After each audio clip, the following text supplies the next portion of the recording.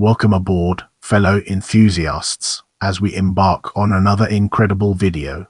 Welcome to our video on 1874 Arkansas elections. We're thrilled to have you here. Arkansas held a general election on October 13, 1874. The vote resulted in approval of a new constitution of Arkansas and complete political realignment in the state to the Democratic Party, marking the end of the Reconstruction era in Arkansas. Get ready to uncover the mysteries surrounding setting as we navigate its intriguing terrain. The vote took place as a midterm election during President Ulysses S. Grant's second term.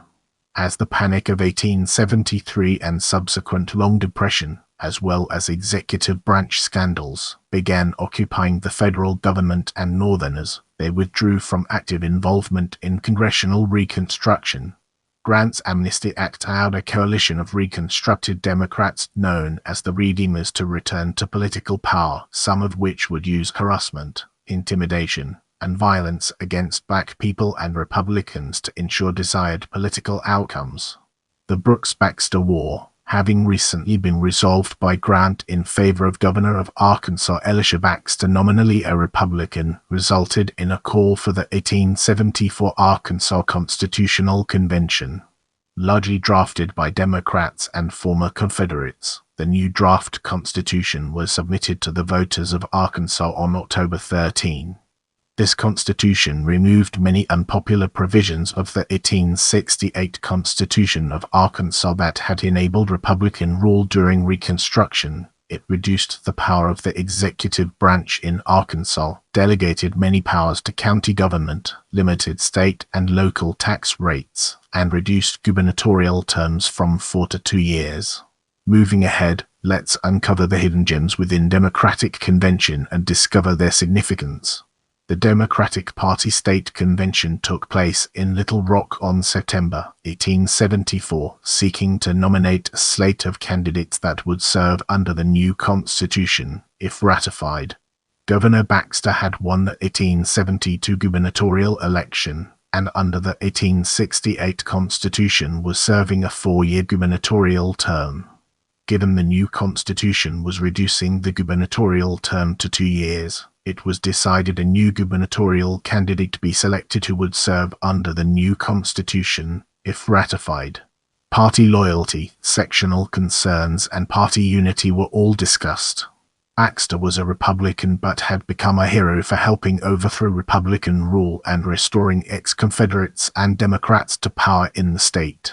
Democrats felt an obligation to allow him to finish his term, which would have ended in 1876, for successfully opposing the radical Republican elements of his own party. They also considered the appearance of not selecting Baxter upon the United States House of Representatives Poland Committee, which had not yet delivered a report on the state government situation in Arkansas following the Brooks-Baxter War. Delegates from the northwest part of the state suggested David Walker, a former territorial and state legislator, Confederate military judge, and state Supreme Court justice from Fayetteville. But Walker was defeated in his pursuit to represent Washington County in the recent Constitutional Convention, which was taken by others as a sign his influence was waning. Many from the northwest part of the state strongly opposed nomination of Baxter to continue as governor. Former Governor and Confederate Army Colonel Harris Flanagan was also considered to have a high stature in the state. The typical convention rule requiring 2/3 for choosing a gubernatorial nominee was replaced by a simple majority over the objections of the Northwestern delegates. Governor Elisha Baxter was selected as gubernatorial nominee on the first ballot, receiving 52 of 72 votes. Baxter declined under the peculiar circumstances which exist, but was renominated a second time, now by acclamation. After a second Baxter refusal, the committee closed shortly after someone calling for August Garland received applause. The following day, Garland was selected unanimously, following withdrawal of several favorite son nominations. Garland was seen as a candidate capable of unifying Northwestern Whig and conservative Democrats alongside Little Rock and Southwest Arkansas Democrats familiar with Garland's leadership. Walker was selected as an Associate Justice on the Supreme Court as part of a ticket that carefully balanced sectional concerns among the Northwest, Central, and Southeast parts of the state. Garland was a reluctant candidate, having refused the nomination in 1872 as below his stature, but accepted. The remainder of the ticket included Simon P. Hughes for Attorney General, Benton B. Beavers for Secretary of State, William R. Miller for Auditor, Thomas J. Churchill for Treasurer, J. North Smithy for Land Commissioner, Albert H. English for Chief Justice of the Arkansas Supreme Court, and David Walker and William M. Harrison for Supreme Court Associate Justices. Brace yourself for an enlightening exploration of Lieutenant Governor as we dive into its profound implications. The position of Lieutenant Governor was abolished by the 1874 Arkansas Constitution. In the upcoming section, we'll be dissecting Attorney General and exploring its implications in greater detail. Simon P. Hughes won election as Arkansas Attorney General unopposed.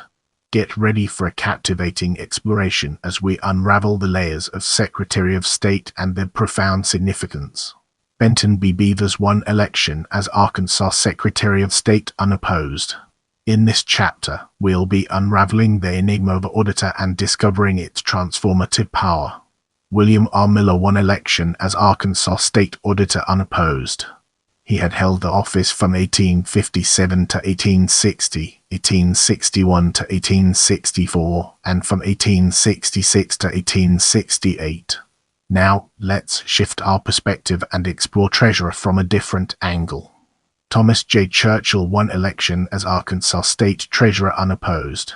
As we progress, let's shine a spotlight on State Land Commissioner and examine its intricate interplay within our topic. J. North Smithy won election as Arkansas State Land Commissioner unopposed. Smithy was the first commissioner elected to the position after it became a constitutional office under the 1874 Constitution of Arkansas, which was adopted during the same election. The spotlight now falls on Chief Justice as we delve deeper into its details. Albert H. English won election as Chief Justice of the Arkansas Supreme Court unopposed. Without further ado, let's move on to the topic of Associate Justices. David Walker and William M. Harrison were elected as the two Associate Justices on the Arkansas Supreme Court. Your feedback helps me improve, so please take a moment to leave a comment or review.